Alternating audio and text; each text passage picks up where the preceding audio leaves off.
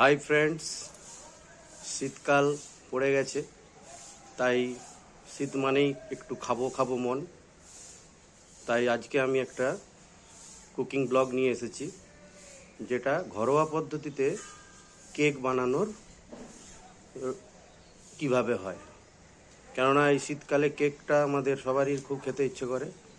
সারা বছরই আমরা কেক খাই, কিন্তু এই শীতকালটাই একটু বেশি করে কেক খাওয়া হয়। তাই অনেক নামি দামি কোম্পানির আমরা কেক খেয়ে থাকি, কিন্তু এই ঘরোয়া পদ্ধতিতে কিভাবে কেক বানানো যায় এবং তার স্বাদ অনেক বেশি ভালো। যদি ঘরোয়া পদ্ধতিতে এইভাবে কেক বানিয়ে আপনারা খান, তাহলে ওই নামি দামি কোম্পানির দামি দামি কেকগুলো আর খেতে ইচ্ছে করবে না। তাই সবাই দেখতে থাকুন কিভাবে আমি এই বাড়িতে খুবই কম খরচে এই কেক বানাই।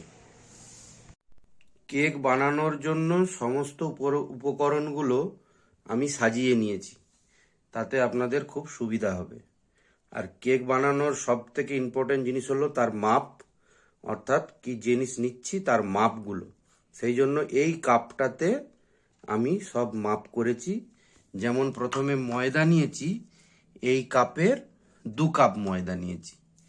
এবার এখানে বাটার আর সাদা তেল আছে। বাটার 50 গ্রাম, সাদা তেলও 50 গ্রাম। এটা আপনারা শুধু বাটার বা শুধু সাদা তেলও করতে পারেন, যার যেটা ইচ্ছে। একটা ডিম নিয়েছি, সামান্য পরিমাণ দুধ নিয়েছি, আর এখানে চিনি এই কাপের 1 কাপ চিনি নিয়েছি। এখানে খাবার সোডা এবং বেকিং পাউডার, উইকিফিল্ডের বেকিং পাউডার, আর এই ভ্যানিলা এসেন্সটা লাগবে, আর কিছু ড্রাই ফ্রুটস। এটা দিতেও পারেন, নাও পারেন। দিলে কাজুটা খুব ভালো লাগে খেতে। এখানে আমি কাজু, আমন্ড, কিশমিশ নিয়েছি। কেউ চেরিও দিলে দেখতে ভালো লাগবে, কিন্তু প্লেন কেকই বেশি স্বাদ। কোনো বেশি ড্রাই ফ্রুটস না দিলেও কোনো অসুবিধা নেই। এই আমার উপকরণ। এবার আমি কেক বানানোর পদ্ধতিতে চলে যাব। প্রথমে বাটার আর যে তেলটা নিয়েছি, সেটা যে পাত্রে কেকটা হচ্ছে সেটাতেই নিয়েছি। এতে আমি প্রথম চিনি যে গুঁড়ো করেছি সেটা দিয়ে দেবো। চিনি গুঁড়োটা দিয়ে দেবো, দিয়ে এটাকে ভালো করে মিশিয়ে নেব। এটাকে সুন্দর করে মিশিয়ে নেব।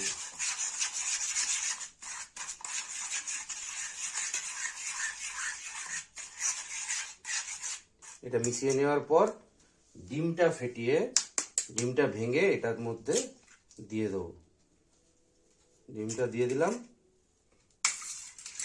এই ডিমটাকে ভালো করে এর সাথে এবারে আরো ভালো করে ফেটিয়ে নেব, যাতে একদম খুব ভালোভাবে পুরো জিনিসটা মেল্ট হয়ে যায়।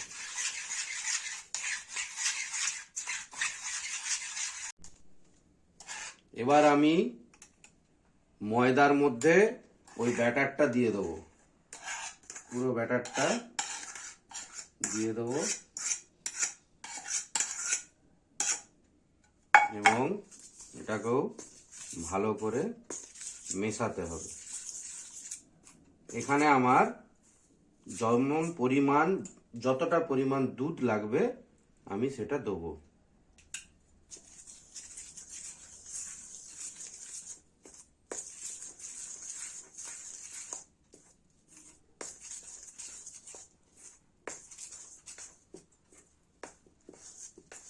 এইভাবে দুধটা দেখে নিতে হবে, যদি পুরোটা লাগে পুরোটাই আমি দিয়ে এটা ভালো করে মেশাবো। এটা খুব ভালো করে ফেটাতে হবে, যতক্ষণ না খুব সুন্দরভাবে মিশে যায়।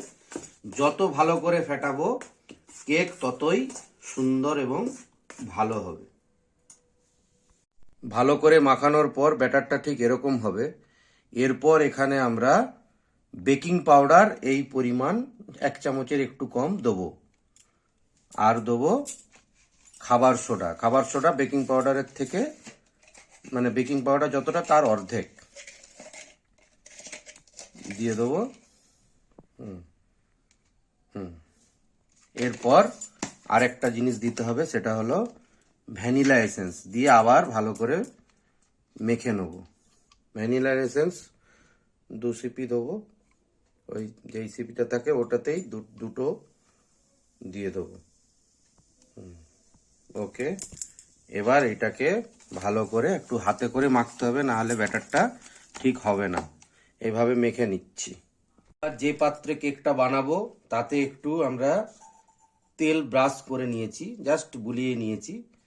ওখানে এই ব্যাটারটা ঢেলে নিতে হবে, এইভাবে চারিদিকে যেমন না লাগে এইভাবে ব্যাটারটা দেখতে পাচ্ছেন, ঠিক এই রকম জিনিসটা হবে।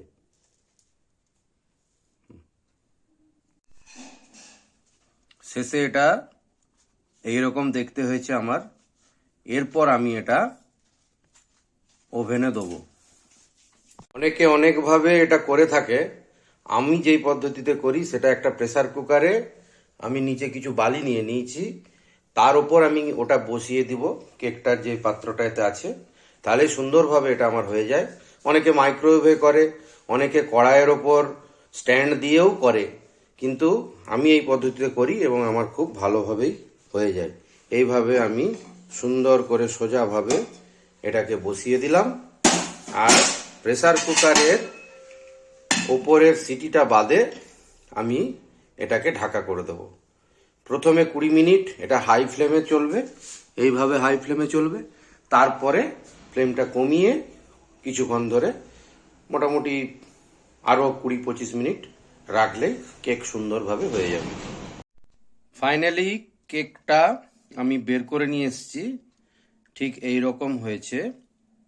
এবার আমি কেকটা দেখাবো কত সুন্দর সহজেই বেরিয়ে আসবে।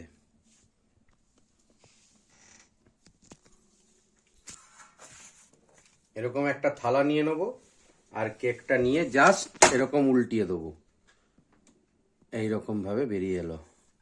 কোনো কিচ্ছু নিচে দেওয়া নেই, কেক বেরিয়ে চলে এলো। এবার দেখে নিন কেক।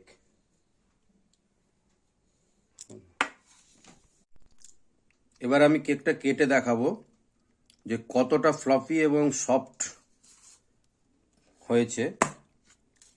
কেটে দেখালেই বুঝতে পারবেন। দেখুন, এই যে এত নরম, এত সুন্দর কেক, যেখানে কোনো ক্রিম ইউজ হয়নি, একদম নর্মাল কেক। বাড়িতে করলে আশা করি সবারই খুবই পছন্দ হবে। এবার কেক টেস্টিং এর পালা। আমার মেয়েকে কেকটা দিচ্ছি, ও খেয়ে বলবে কেমন হয়েছে। কেমন হয়েছে? কেমন লাগছে? দারুণ। ভালো হয়েছে তো? ঠিক আছে।